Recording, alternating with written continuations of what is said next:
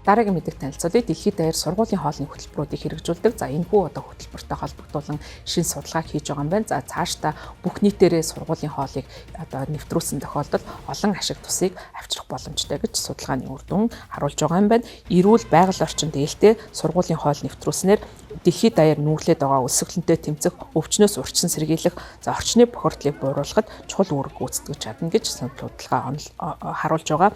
2030 он гэхэд хүүхэд бүрт эрүүл байгаль орчинд ээлтэй ийм сургуулийн хоол өгснөөр дэлхийн хэмжээнд нүүрсэн хоол тэжээлийн дутагдлыг бараг 4.1%-аар бууруулах боломжтой. Мөн хоолны дэглэмтэй холбоотой өвчнөөр жилд 1 сая гаруй хүн нас барахаас урьдчилан сэргийлж хоол одоо байгаль орчинд үзүүлэх нөлөөллийг 2 дахин бууруулах боломжтой гэж Лондонгийн их сургуулийн коллежийн эрдэмтэд тооцоосон байна. За тэдний хувьд загварчлалын аргыг энэхүү судалгаанд ашигласан. За ингээд загварчлалын аргын хүрээнд хоолны сургуулийн хоол өгснөөр хангалттай хэмжээний витамин авч чадахгүй байгаа хүмүүсийг мөн 120 сая орчмоор бууруулж чадна гэж үзэж байгаа юм байна. За одоо хэрэгжиж байгаа сургуулийн хоолны хөтөлбөрийн хамар хүрээг бүх хүүхдүүдэд өдөр бүрт дор хаяж нэг удаа сургуулийн хоол идэх байдлаар ийм ирээдүйн хувилбарыг боловсруулж тус судалгааг хийсэн байна. За судалгаанаас үзэхэд хоолны хамар хүрээг одоогийн байгаа 5 хүүхдийн нэг тутмаас дэлхийд даяар бүх хүүхдэд хамруулах байдлаар өөрчилсөн тохиолдолд хоол тэжээлийн нийт дутагдлыг 24 орчим хувиар бууруулж чадна гэж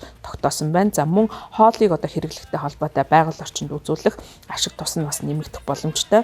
За юугаар үйлчлэл байгаагаас бас хамаарах юм байна. За тухайн сургуулийн хоол нь эрүүл байгаль орчинтай ээлтэй ийм хоолны дэглэм зөвлөмжийг хэрэгжүүлснээр ногоог одоо илүү түлхүү хэрэглэх, мах сүүний хэрэглээг багасгах, хүнсний хаягдлыг багасгах замаар хоол хүнстэй холбоотой байгаль орчинд үзүүлэх нөлөөллийг 2 дахин бууруулах боломжтой гэж үзсэн. За мөн энэхүү судалгаанд зардлын асуудлыг авч үзсэн. За хэрвээ бүх хүүхдийг одоо хоолоор сургуулийн хоолоор үйлчилсэн тохиолдолд өндөр орлоготой орнуудын хувьд үндэсний орлогын тэг 11%-ийг нь бага орлоготой орнуудын хувьд 1% хүртэлх нэмэлт зардал шаарддаг. За гэхдээ энэ одоо гаргасан хөрөнгө оруулалтаа эрүүл мэндийн зардал болон уур амьсгалд үзүүлэх нөлөөллийг бууруулах замаар нөхөх боломжтой гэж харж байгаа юм байна. За өөрөөр хэлбэл хүмүүсийг эрүүл болон байгаль орчинд ээлтэй хоолоор одоо хүүхдүүдийг өгөх тохиолдолд тухайн үед бол хүүхэд дараа бол өвдөхгүй байх эрүүл мэндийн зардал гарахаас сэргийлэх боломжтой. За мөн одоо хоол хүнснээс байгаль орчинд учрах одоо сөрөг нөлөөллийг бууруулах боломжтой болж байгаа юм байна. За сургуулийн хоолны хөтөлбөрийг